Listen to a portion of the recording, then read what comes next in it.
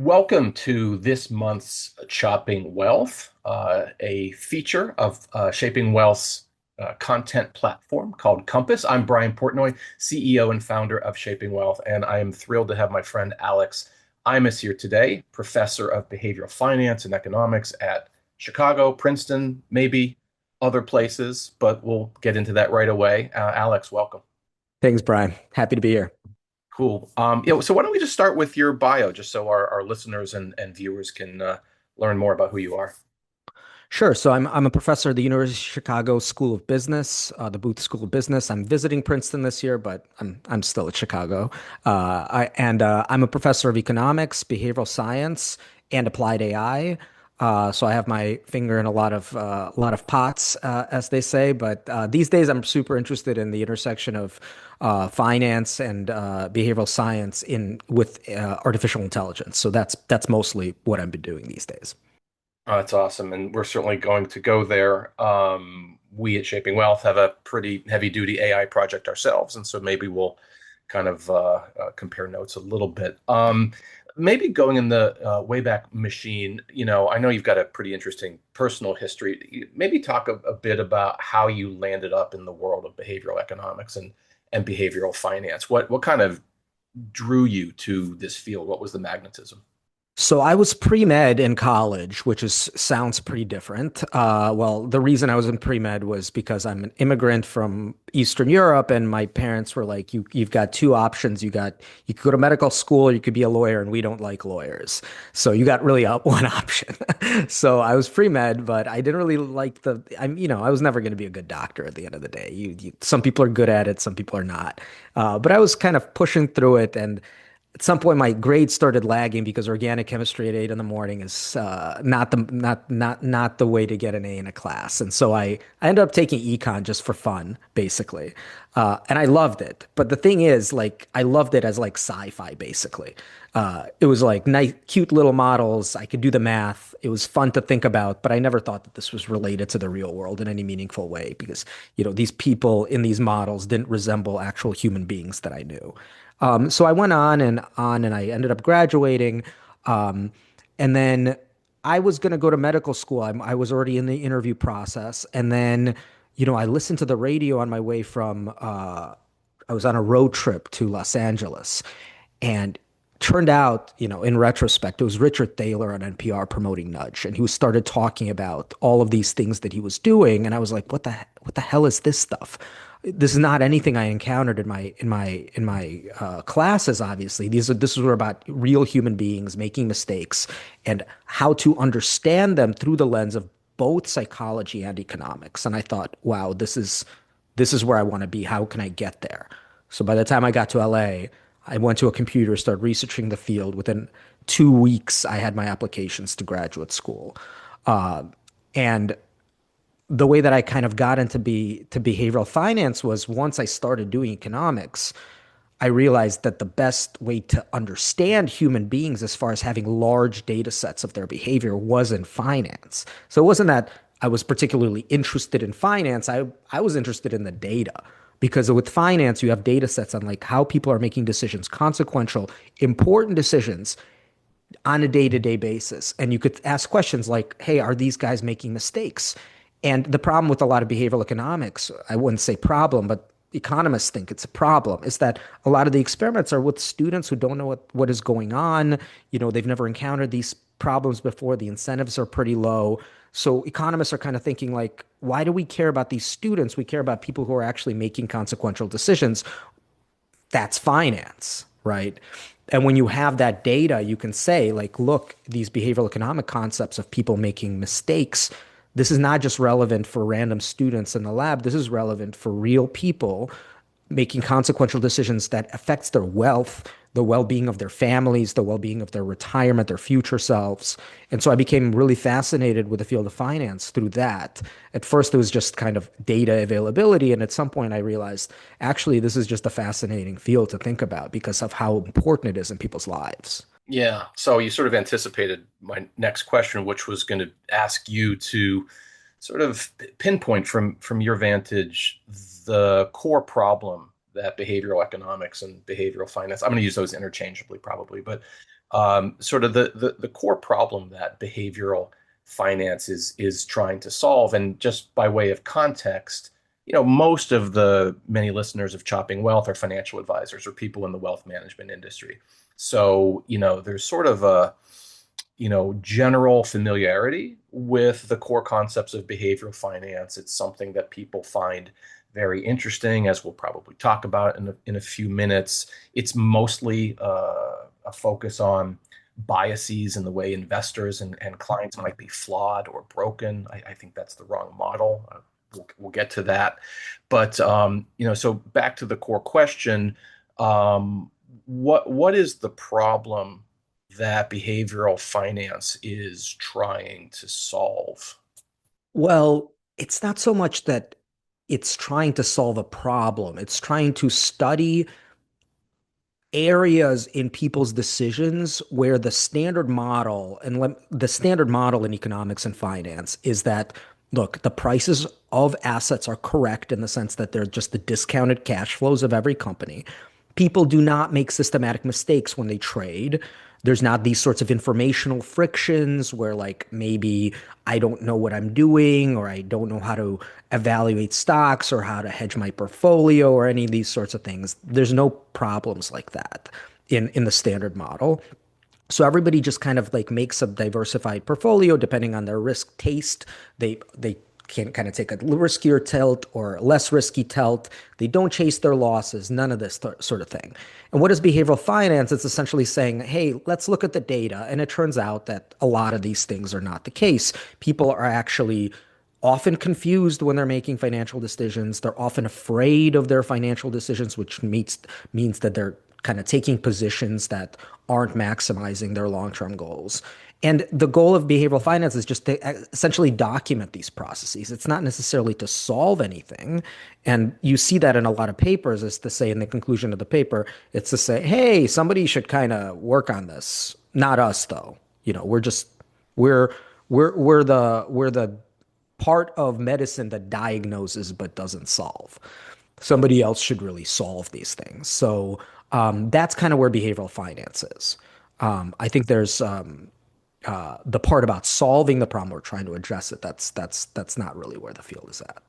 Yeah, understood. I guess I've never totally loved the enterprise of anchoring on sort of the field being a reaction to standard economic theory because, and this is probably a little bit of an ungenerous take, but you know, a lot of the field over the decades seems to be a reaction to, well, the standard model got it wrong, and we're going to replace it with something more robust, as opposed to, well, we know people are messy and flawed and adaptive, and so let's make that our starting point and go forward.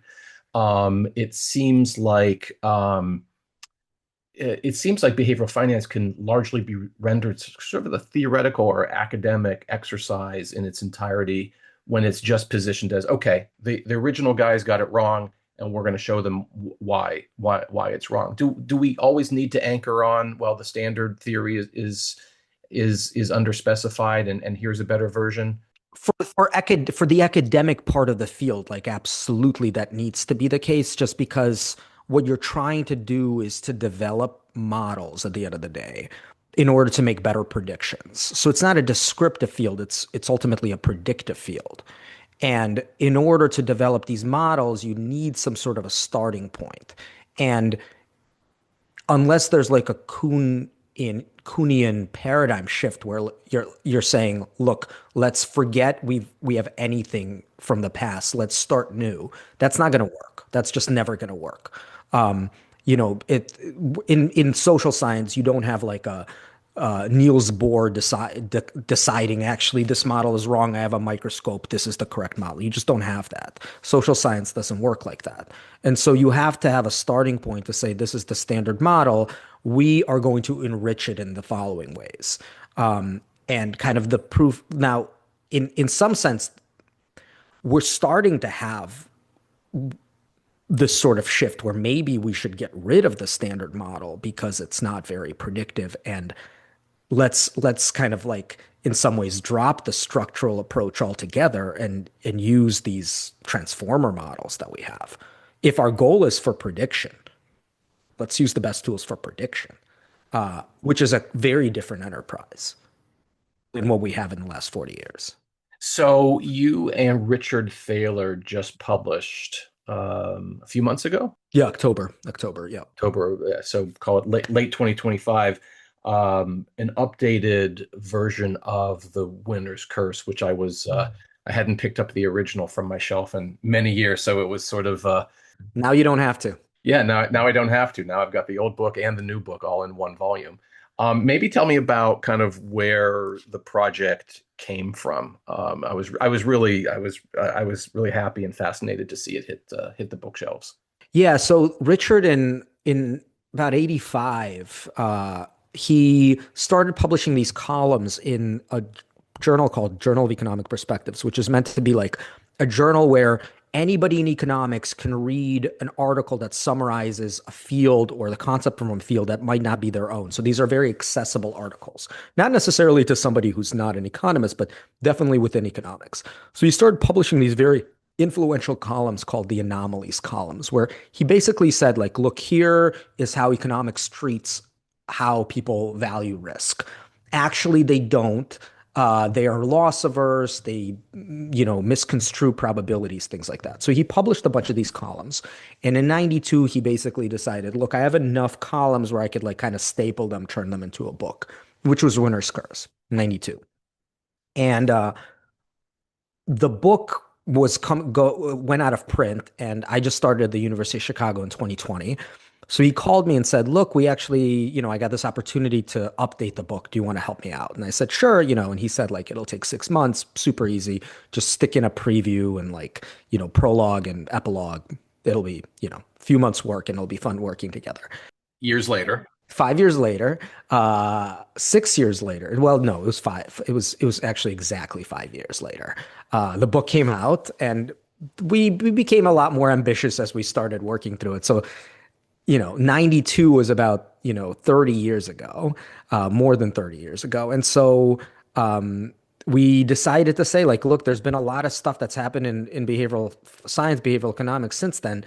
Let's update the book with all of the new research on all of these topics. So the book is only like about 1/3 original content. 2/3 of it is like, here's where the field is now. So every single chapter, like we're talking about risk preferences or time preferences, we have the original column in there, but then to say, like, how is this held up?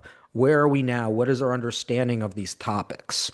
So some people call, one way to describe the book as an update, but I think when you have 2/3 of a book that's completely new, it's almost kind of a new book with some callback to the older version. So it's hard, it was a interesting book to think about. And as far as promoting it, it's been a bit of a nightmare because it's like, here's a new book, but it's really kind of the old book. It's got the same title, but it's got a subtitle that's new. It's yeah, but basically that's where it's at. But I think of the book as a conversation. I think of all kind of good science and good art for that matter as a conversation across time and people. And so you had, Thaler create those columns, which he turned into the book, which became very well known and became something that drove the field forward. And yeah, fast forward whatever it is, 30 more years. You reproduce the original book, but then it's not a flippant or trivial update at the end of each chapter. There's a fair amount of thought and that went into sort of, well, where are we? And I kind of want to go down in a bit on Murderer's Row on all of the classic biases and heuristics and things like that. But I think well, for me as a reader, it was very worthwhile. It was sort of like going home again, but then seeing that the home had been, renovated a bit. Yeah, thank you. I appreciate that. Um, when you walked away from the project, I guess were there any aha moments? Were there sort of revelations that you had or Dick had in, sort of revisiting sort of the grand pillars of behavioral finance? So part of the reason that we wanted to write the book was to say, as you probably, or maybe your listeners maybe don't know as much, there's been a bit of a replication crisis in the social sciences, particularly, in psychology and things like that.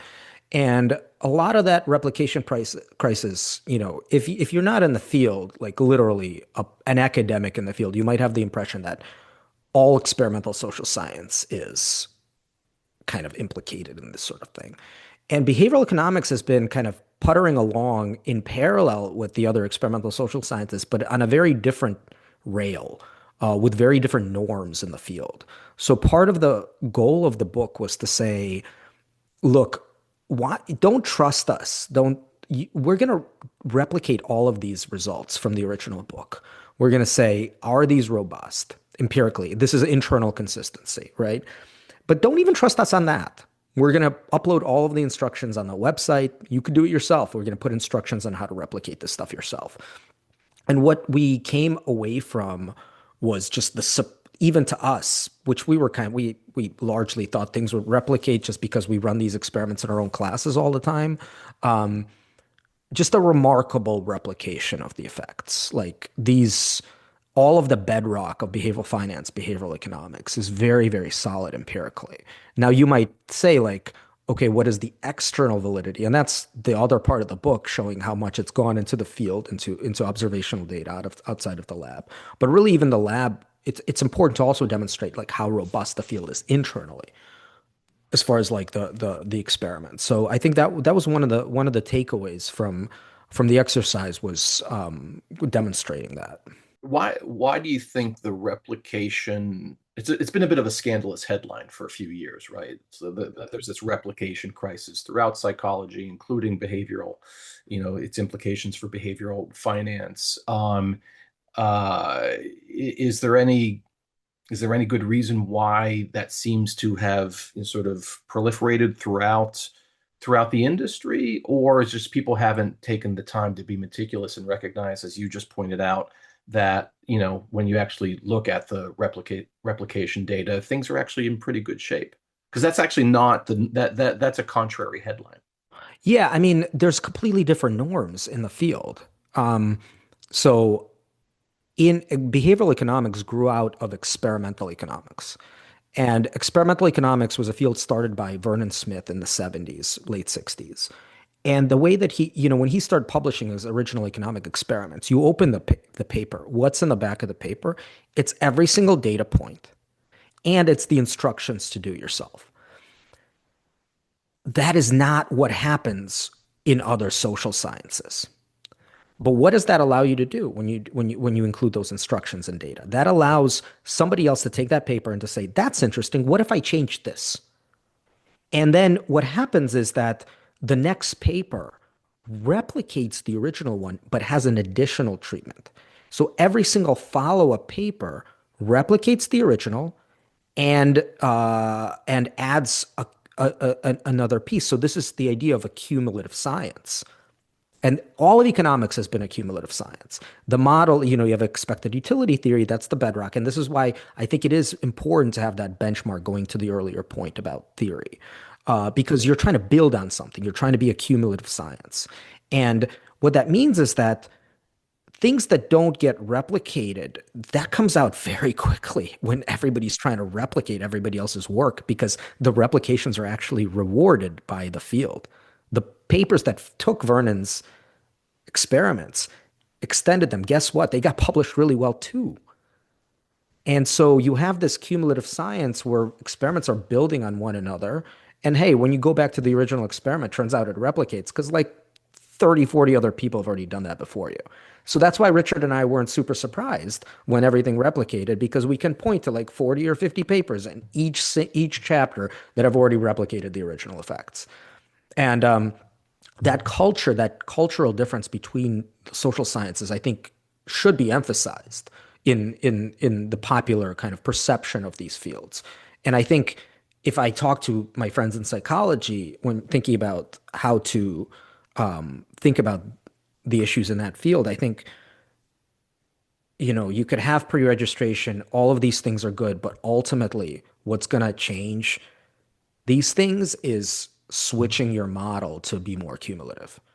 Um, I want to kind of go down sort of the Mount Rushmore of biases or heuristics or adaptations, and just kind of sort of check in with you because I know the audience of financial advisors will find this useful to sort of get your take on, well, what are these core topics?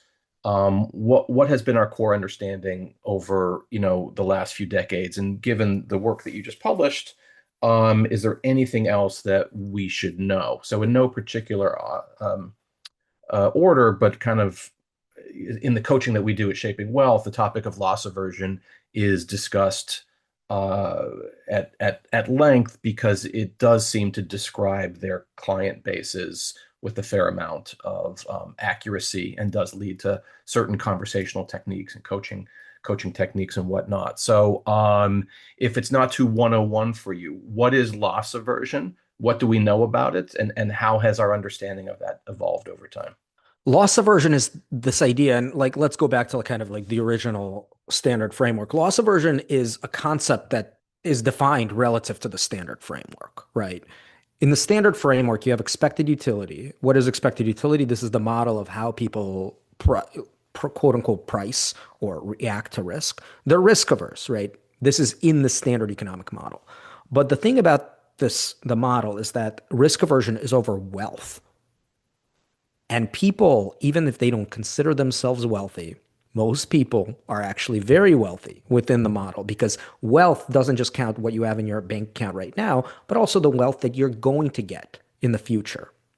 And so when I'm given a simple gamble of, let's say, upside $2, downside $1, 50-50, that's a positive expected value gamble, right?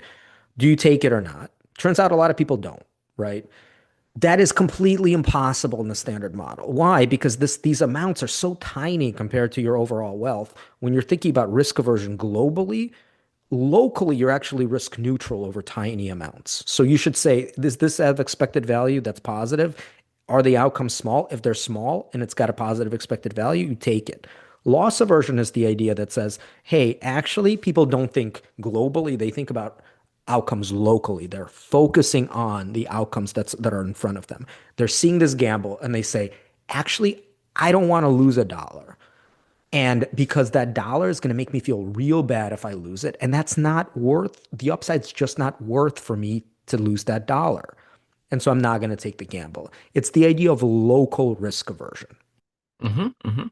That's basically what loss aversion is. Okay. No, I know that there are a couple articles a few years ago that were saying loss aversion is it's not a thing, that studies are showing that that's not true. But, based on literally thousands of conversations with our clients and just being in the industry, this is the way that financial advisors describe their clients being, normal people, investors, quite consistently. Yeah, I mean, what we've learned about loss aversion is that it is context specific because I just said local, right? Hmm. Local means context. Yeah, yeah, that's how I took it, right? Yeah, and so like, I could make a person look not loss averse if I change the context. But the whole point of behavioral economics is that I can predict when that person is not going to look loss averse. And that's the reason why you write down these models in the first place is to say that people have this idea that have this uh, predisposition to being hurt by losses. How will I make them look not loss averse? Well, I can make them think about their overall wealth so they stop thinking locally, right? All of a sudden, they don't look as loss averse. I can do that. That makes sense. That's part of the model. What else can I do? I can give them a series of gambles. And let's say they lose three and they're down $3. Then I can give them a terrible gamble, negative expected value, risky gamble, and they'll take it. And the person's going to say, whoa, this person's risk seeking. They're not loss averse. Well, no, they're loss averse because they're trying to get out of the hole. That's why they're taking the risk in the first place. Right? This is the idea of loss chasing. So people are loss averse in the sense that they don't want to end up in the hole at the end of the day. So they start taking on risk to try to recover from it. So it's not that they're not loss averse. They are. And that's why they're doing that behavior in the first place. The endowment effect. We value things more after we've owned them or when we own them versus prior. How would you describe the endowment effect? What have we known? What have we learned?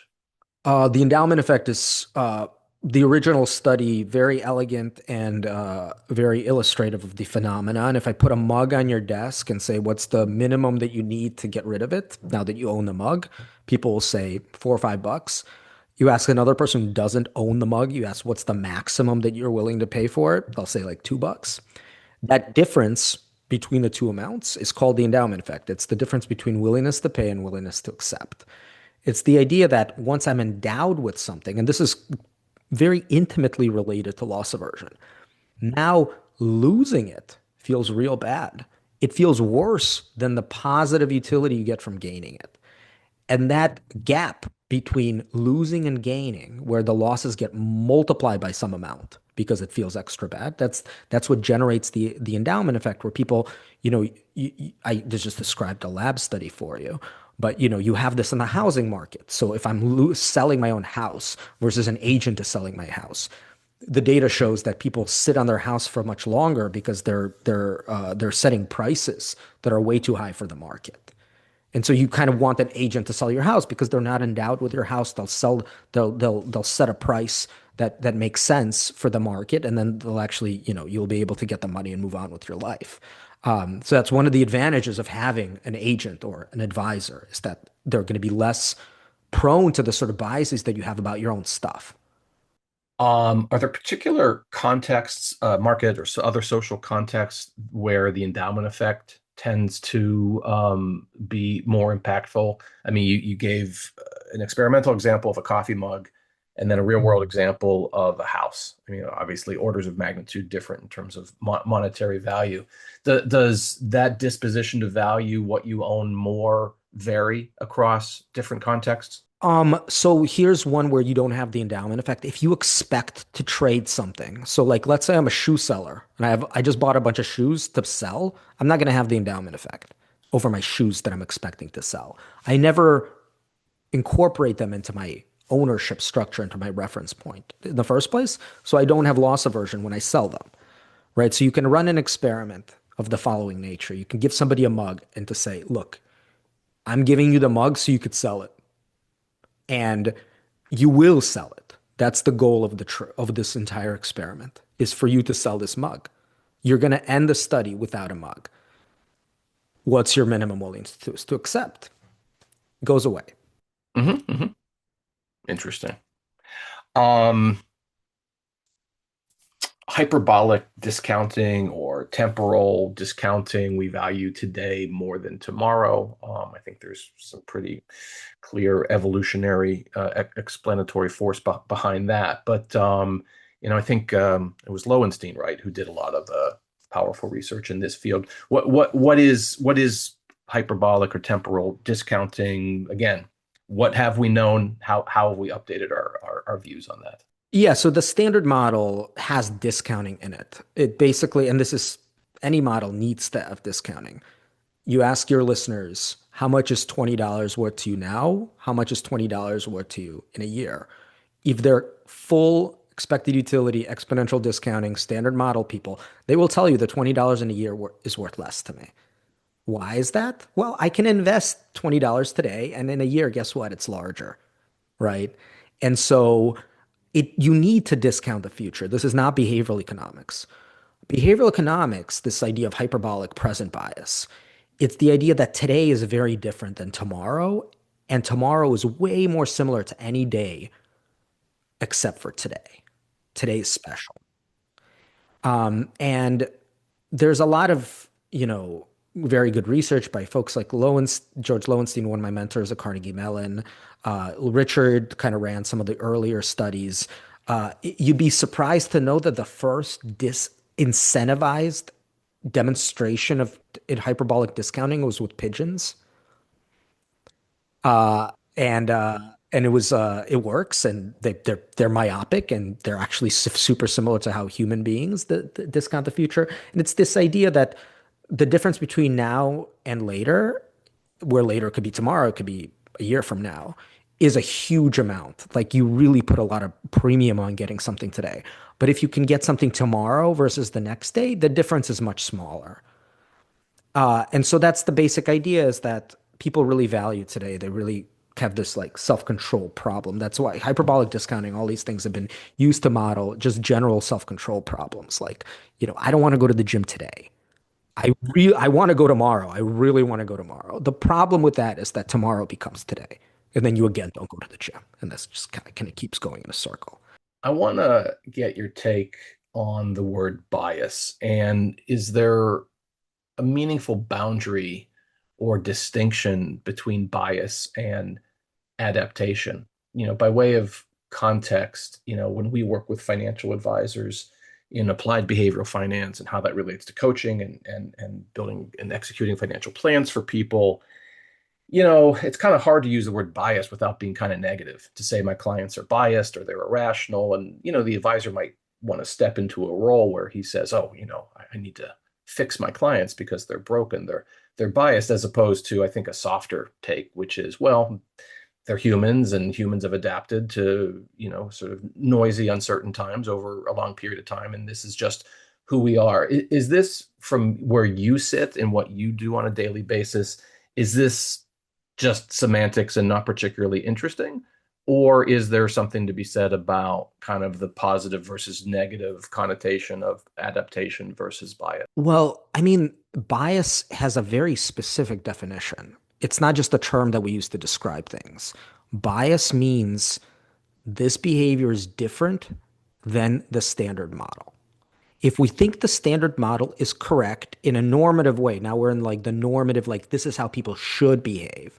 If we think people should behave according to the standard model, then a bias will have a negative connotation. If we think then the standard model is one way to think about how people should behave, but that there's others more adaptive ways that people should behave, then bias doesn't have a negative connotation. It just means that these two things are different. How is the word bias in other fields? Like let's take like computer science or computer vision or something like that. When people say like this this data is biased, what does it mean? It doesn't mean worse. It just means different than. That's all it means. So different than implies some sort of benchmark. If you take that benchmark as something that should happen, then yes, the bias is negative. Like this data set is biased, okay? That usually means that there's some sort of selection problem relative to an unbiased data set. Or you can say, like, look, these people are looking straight and the vision data is biased. That doesn't mean it's bad. It just means that it's like a little to the left, and that's what we're interested in, or something like that. So bias does not have negative connotations unless you think that the thing that it's biased against is the correct way of doing things. Right. It's a really useful corrective and very precise. I would say, as a sloppier practical matter, the way the term is used in the wealth management industry is, well, my clients are dumb. They don't know how to make good decisions. Why are they doing things the way they are? Dumb people make dumb statements is my that's a dumb statement in my opinion. It's like, it's like the word irrational. Like, what does that mean? Again, in economics, irrationality has the specific definition of we have the axioms of rationality. Axioms of rationality are four mathematical statements. These mathematical statements predict how people should behave. If you think that these are good things in the sense that people should behave like this, then people behaving not according to these statements will be tagged as irrational, and this would have a negative connotation. Now, if you think that, hey, why should people behave according to these axioms? Then calling somebody irrational just means that they're not meeting some benchmark, which doesn't really have any particular positive connotations to begin with. It's just irrational is a mathematical statement. It's not a normative statement Right. Although in economics. understood, but we've established that the standard model is a normative model. This is the way people ought to act. But what does the word normative mean? Normative means according to my opinion or some people's opinion. You could have a different normative opinion, and like, there's no ground truth to say I'm right, you're wrong. That's the whole idea about like kind of these normative benchmarks. Understood. So Kahneman said some long time ago, quote, people are not irrational. They are using a different model of the world. Does that resonate with you?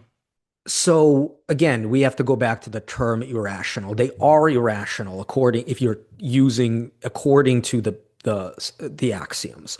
Now, if you're taking irrational to have a negative connotation, then you could say like, look, actually, I'm going to say the normative model is the adaptive model from evolutionary biology. That's my model. That's my rationality model. Then all of a sudden people aren't irrational because they're behaving according to that model. So then people are not, then he's completely correct. So that's what I mean, like by like you have to define the benchmark to start using these terms to begin with. So if somebody can say, like an evolutionary biologist can say, like, look, actually, here's the model.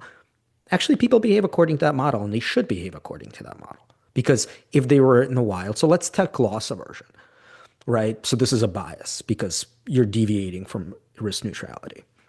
Let's say you're at subsistence, surviving, like you're hunter gatherer, and there's a risky thing, like you're going at, here's like a slightly positive expected value action of like going after some animal or something like that, whatever. And let's say a person is observed not to do that. And you're saying, whoa, that person is irrational. But when you actually think about like, what would happen if that person lost? They would get, they would die, right? Right. So when you have this, like when you're at subsistence, like when the loss is like close to basically losing your life or having like a really, really bad outcome to yourself, loss aversion is fully rational. And so when you have these biological models of or evolutionary models as the normative framework, then all of a sudden a lot of these things start making a lot more sense. Some of them are maladaptive to the current context. But if you're thinking kind of a broader picture of like where these things came from, it kind of makes sense. So, I think you can use the term bias and irrational all you want, but like you have to say like relative to what? Right, right, right. Where which a lot of people don't. But it's a really important corrective, and I think sort of the intellectually rigorous way to pursue it is to say, well, you have to have a starting point, you have to have a benchmark, and then because as you point, evolutionary biology could be the benchmark, that could be the starting point, and then are you biased or irrational relative to that? That would be a very standard, a very different starting point than standard expected utility theory. I wanted to ask you about the concept of risk, small topic, and how you've perceived in all of your studies and experimental work and empirical work, individuals have or not a self-understanding of the risk they want to take, the risk they're capable of taking relative maybe to their wealth or to their psychological dispositions. There's a relatively large industry, sub-industry in wealth management and maybe in financial services generally that speaks to sort of someone's risk tolerance. And there's risk tolerance questionnaires and all these different tools to get insight into the way people self-understand their capacity and desire for risk. I guess starting off, when you hear an individual say, well, I want to take risk in the market, and I'm a relatively aggressive investor, I'm a relatively conservative investor. How do you interpret that? And what I'm getting at is people's ability to really be aware of how much risk they want to take and what types of risk. I mean, I think we have to have some deference to what people are saying to us. If people say they don't want to take risk and you say, that's silly, I'm going to make you take risk because my model of the world is that you're not taking enough risk. What you're going to end up seeing sometimes is that people are extremely unhappy with what they end up with. And so I think it's really kind of like a very delicate thing to say, because some people, some young people might say, like, oh, I'm really nervous about losing money or ending up without money in retirement. Then you could tell, you should explain to them, hey, here's what the risk actually looks like. That's an informational. sort of process. They don't understand that if you look at the stock market and you invest in a diversified portfolio, they're going to end up with a lot of money, and the chances of losing money over 40 years is very low. And they're actually going to lose a lot more money not being in the stock market, right? Um, but on the other hand, if you have like a 65-year-old, 70-year-old person coming to you and they say, I don't want to take any risk, and you tell them, actually, hey, that's silly. There's this thing called the equity premium puzzle. Yeah, the equity premium puzzle is over a long period of time. When people are 65, 70, they have a different horizon. So giving them that explanation and having them lose a bunch of money in 3 to 5 years, that's a different story. So I think you have to take people where they are and explain to them what risk is in the stock market. Once you explain it to them, you have to defer to their choices, and their tolerance, because they do understand what their tolerance is. But sometimes they just might not know what risk means in financial markets. Once they do, then you have to kind of take them at their word. But sometimes frequent or sometimes risk tolerance is very context specific. So you can ask ahead of time, what's your risk tolerance, and have a nuanced grid for approaching that.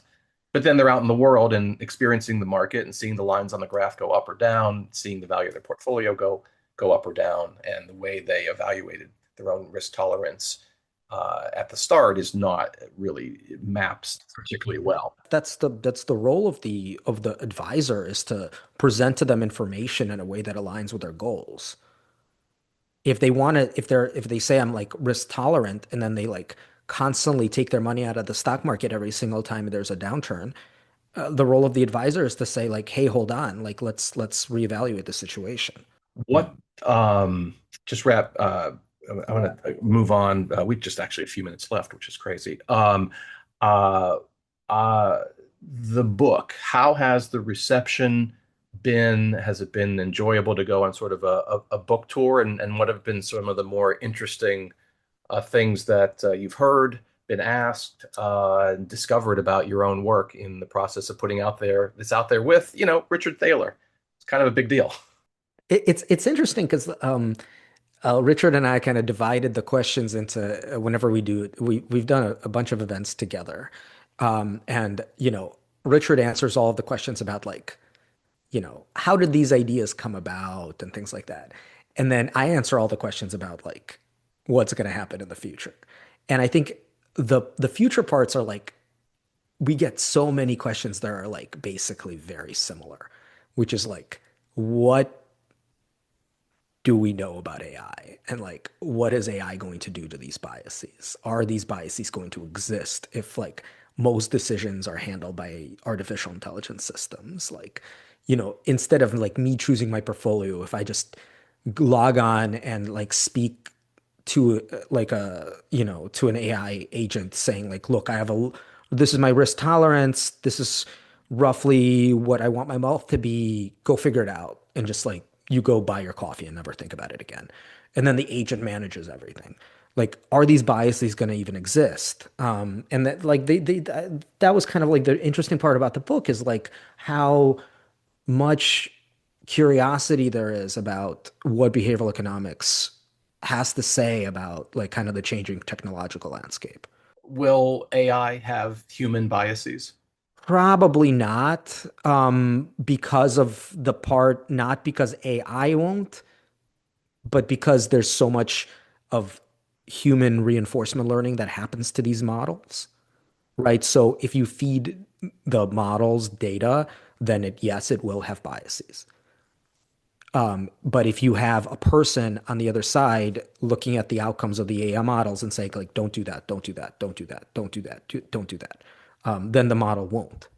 And we know how much, being in the field, we know how much of the latter happens. So, you have examples of like, models coming out in 2022, 2023. You feed them male and female resumes, and then they're saying like, the woman should not be hired for this job, the man should. You do the same exercise in 2024 and this disappears. It's not because the data that's being fed into the models is different.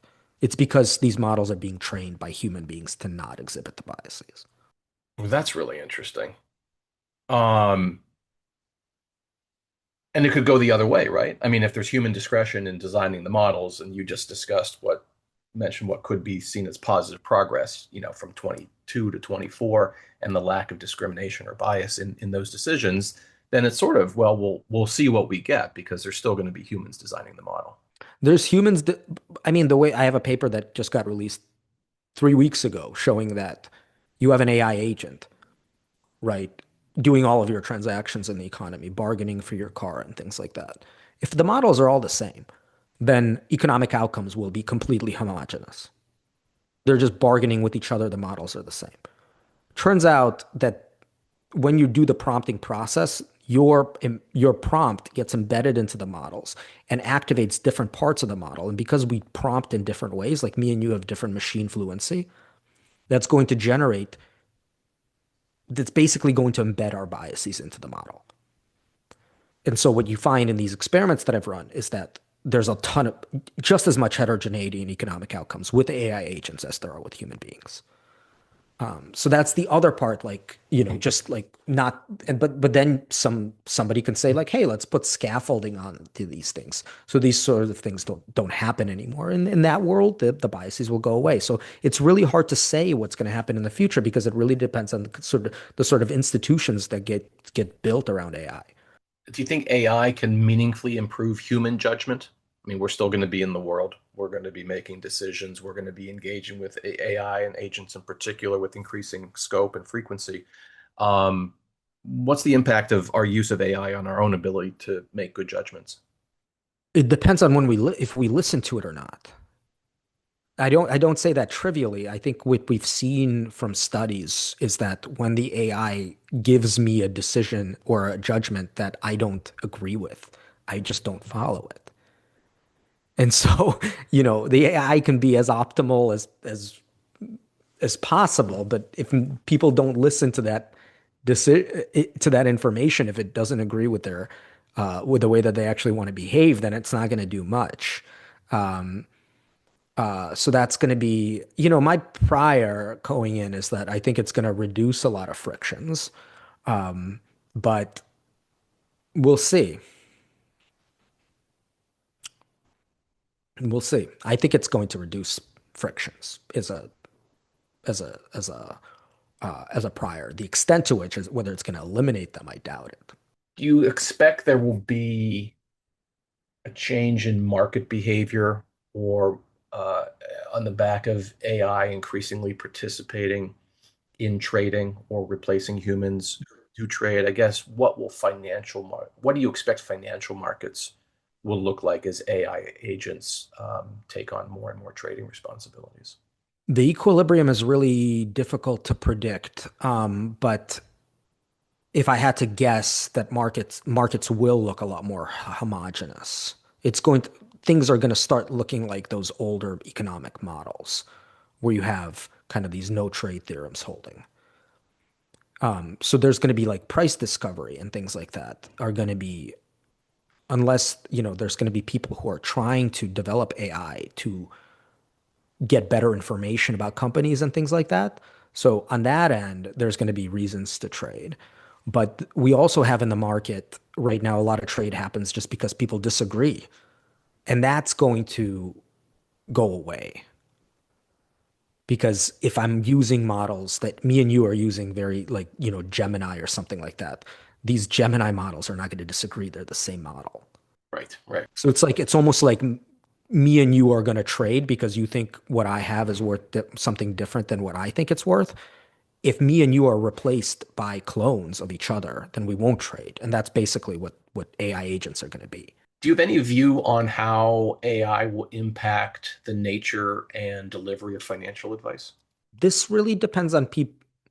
I have a short term and a medium term prediction. I think in the short term, it's people are going to be a little hesitant to trust AI.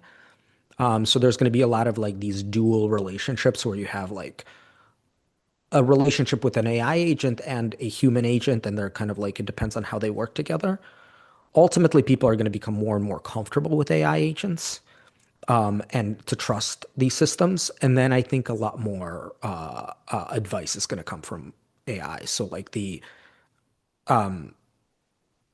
see this in a lot of places already. Like, people are getting their healthcare advice, which is very intimate advice. A lot more of it is coming from these AI agents. And so I think similar things are going to happen all over the place, including financial advice. Yeah. I mean, we're building an AI that's structured to help financial advisors make better decisions, demonstrate more empathy, tell better stories, connect with people better. Um, we don't see much appetite on either the suppliers of advice or the receivers of advice to delegate sort of deeply emotional topics, issues dealing with values, morality, legacy, things like that. There's going to be generational differences here, right? So like when Gen Z is investing, things could change there. Yeah, yeah, and that's the interesting thing to watch. And it's a slow train moving. And you talked about short versus medium term, short, medium, long term. It's sometimes we have to remind ourselves that these technologies have been around practically for 3 or 4 years, 4 or 5 years at most. So it's pretty tough to say. What from a research agenda point of view, when you think about AI, behavioral finance, markets, and advice, what are the big questions that you're thinking about that we should all be thinking about? My sense is that you're going to be pursuing a lot of different research agendas on this in the years to come. Yeah, I'm thinking a lot about the economics of AI, broadly speaking. Where is augmentation going to happen? Where is automation going to happen? I just wrote an essay on my Substack about kind of like what are the implications for of AI for long-term growth, for long-term economic growth. There's a world where that a lot of people talk about as explosive growth. People have become a lot more productive, and the economy becomes productive. Growth explodes. But at the same time, if a lot of people get replaced, who's going to buy the products? If nobody's buying the products because they're unemployed, guess what happens to growth? Even if the economy can produce a lot, turns negative. So these are the sorts of things I'm thinking about is like automation, augmentation, economic outcomes, how people interact with AI. What are economic outcomes going to look like when more of them are being transacted through AI agents, things like that. So I think I've never been more excited to be doing research right now. But it's there's the uncertainty bands are wide. Right, right, right. I mean, I did read your Substack article on AI and labor force and demand creation or destruction, and it seemed like you ended up more sanguine than you would have expected because I think there's sort of a null case of well, labor is going to be replaced. They're not going to have the income, leave aside government intervention or policy or anything like that. There's just going to be less income to buy things, and that can create a pretty nasty spiral. You seem to have concluded that that might not be the outcome, that there's actually a reason for a little bit of optimism. Yeah, I think the optimism comes from there's people find things to buy. It's very hard, a lot of the negative spiral results are coming from like, look, people can only want so many things. And as what we've found historically is that new products get created, new capital opportunities get created. So all of these sorts of things are going to prevent growth from turning negative. But welfare could still be real bad if a lot of people don't have any money. I think the more kind of promising part, or the thing that I'm more optimistic about, is that there will be some sort of policy lever that prevents many people from just not having any income. And these are the sorts of things I discussed towards the end of the essay is about things like we already have these things like a sovereign wealth fund. Alaska has a sovereign wealth fund. When there's, capital that's growing quickly, having a stake in that capital and putting that stake early on, it's cheap and it's effective for preventing these sorts of spirals from happening. So when talking about things like universal basic income, like a lot of people are talking about taxes, and constantly taxing companies. That's bad for growth, and it's bad for innovation. When you have a sovereign wealth fund, when you get take a stake in a company and a stake in capital, that's a win-win because companies get an influx of capital so they can grow faster, and people can benefit from that growth. And to me, as an economist, that seems like that should be more as part of the conversation of like, we're worried about AI, we're all scared. Well, if you want to stop being scared and start being real optimistic about it, then we should think about policies to help that. Um, I'll just say good luck on the policy front. Well, Well, let's see. Yeah, I think the last few days haven't made me particularly optimistic. I'm with you. So wrapping up, just last question. Uh, we have some younger listeners, up and coming advisors. And I know to a person they find something called behavioral finance really interesting. It's colorful, it's big. It leads to some very interesting, conversations inside and out of class and in their careers. So if you were advising or counseling, someone relatively young in financial services, whether they're in college or grad school or sort of newly employed, who just finds this intersection of psychology and economics interesting, what would be the key pieces of guidance that you would give that young person to sort of immerse themselves in this space, learn a lot, and try to contribute? I mean, I don't want to be too self-promoting, but I think our book does a really good job of the Winner's Curse book does a really good job of reviewing the field. Like you could pretty much read the book and like understand like all of the touch points in the entire field of behavioral econ. And there's like the last third of the book is all behavioral finance. I can't think of a better resource, which is why we wrote the book, of jumping into the field. So I think if you're interested in it and don't have like a background in it, I think just picking up the book and reading the citations in the book and reading where the field is now is a good opportunity. And then, trying to incorporating it slowly into your work. I think it's pretty straightforward when you understand the concepts of how to, uh, you know, when you understand that people are loss averse, the hyperbolic discounters and things like that, your advice changes because of that. It's great. Alex, this is great. How can people find you, including this new Substack I recently subscribed to and am excited to keep on top of? Cool. Yeah. So my research is on my website. It's just aleximas.com. That's all my academic papers. Again, the Substack has essays that I'm writing about weekly at this point, that sometimes even more than weekly. It's kind of like thinking about social science of technology, of how people are adapting to technological changes and thinking about the future. So the Substack's Alex Imas Substack.